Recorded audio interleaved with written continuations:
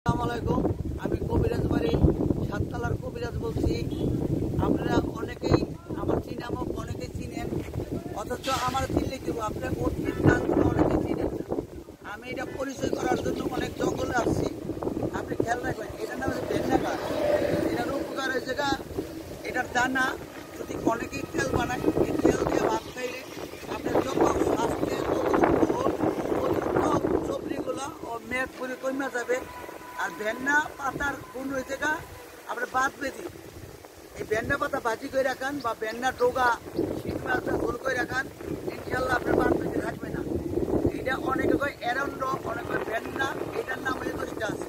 আর সব নাম তো আপনার বলা যাচ্ছে না। এটার উপকারিতা বলতে গেলে 2 ঘন্টা 3 ঘন্টা সময় লাগবে।